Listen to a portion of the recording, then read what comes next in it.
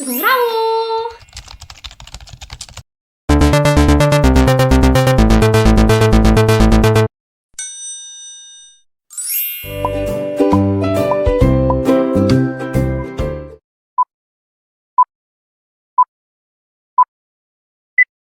Halo teman-teman semua, kembali lagi di channel YouTube Afina Anomali. Jadi kali ini aku tuh lagi mau makan ini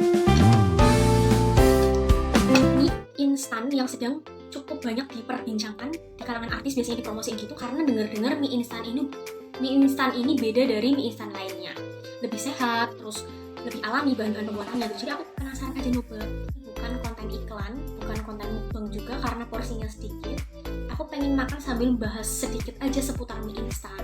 Kalau mie instan ini kan sebenarnya makanan yang cukup banyak dikonsumsi oleh masyarakat Indonesia.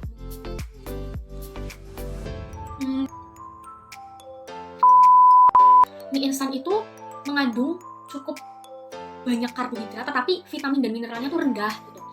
Terus kalau aku baca di kemasan ini disebutin bahwa mie instan ini yang sedang aku makan rendah gluten karena dibuat dengan tepung mokaf hasil olahan petani Indonesia. Terus aku jadi bertanya-tanya, emangnya gluten bahaya ya? Emang gluten itu apa sih?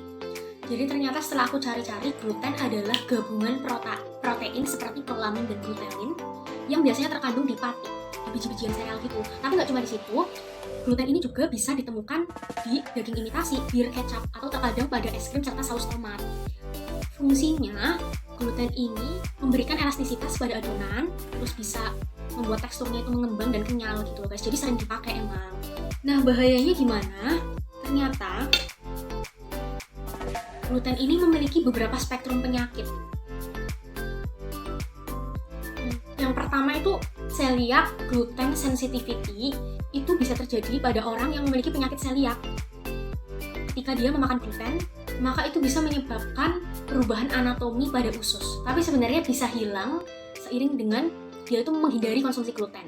Sebenarnya aku pernah baca juga, orang yang tidak memiliki penyakit celiac sebenarnya boleh-boleh aja mengandung makanan yang mengandung gluten. Terus yang kedua itu ada non-celiac gluten sensitivity.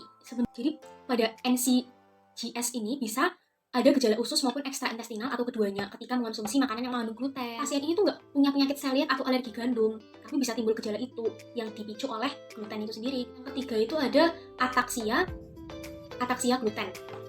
Ataksia sendiri itu artinya gangguan gerakan tubuh akibat adanya kelainan pada otak.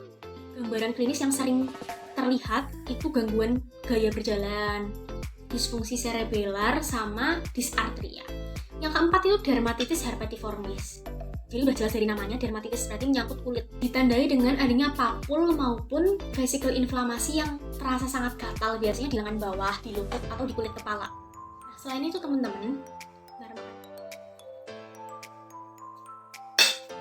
mie instan yang ini, aku baca di bungkusnya, jadi dia tuh tanpa pengawet, pewarna sintetis, maupun penguat rasa. Jadi emang beda dari mie biasanya. Emangnya kenapa sih kalau mengandung bahan-bahan itu gitu kan? Yang pertama nih, penguat rasa. Kita kenal dengan monosodium glutamat atau MSG. Sebenarnya MSG ini oleh FDA dinyatakan sebagai senyawa yang aman, memiliki acceptable daily intake yang tidak spesifik. Jadi bila dikonsumsi dalam jumlah yang wajar per hari itu masih aman untuk kesehatan. Tapi ingat, kita kan dalam sehari itu nggak cuma makan mie instan, bisa aja kita beli cilor, beli cimol yang banyak mengandung micin juga kan, itu kan jadi akumulasi juga seharinya gitu. Tetap harus hati-hati, harus dibatasi gitu. Sebenarnya untuk diriku sendiri sih, soalnya aku juga suka makan micin.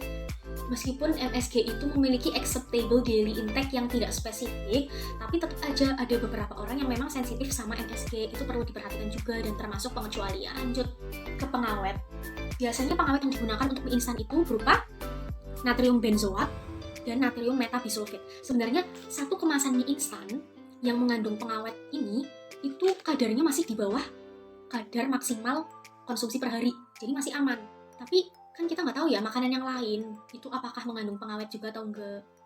Jadi kalau misal ditanya juga nih, per minggu atau per bulan sebaiknya tuh makan mie instan berapa kali sih maksimal? Dilansir dari The Straits Times, nanti aku akan cantumin sumbernya ya di deskripsi. Ahli diet Mount Elizabeth Hospital, Seu Vivian, maaf kalau salah meja, batasan yang disarankan maksimal dalam seminggu itu 1-2 kali aja.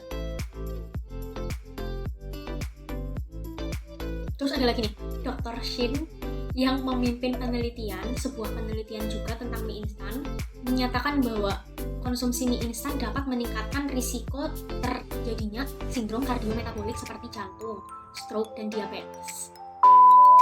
Oke guys, jadi itu aja informasi tentang mie instan yang bisa aku sampaikan.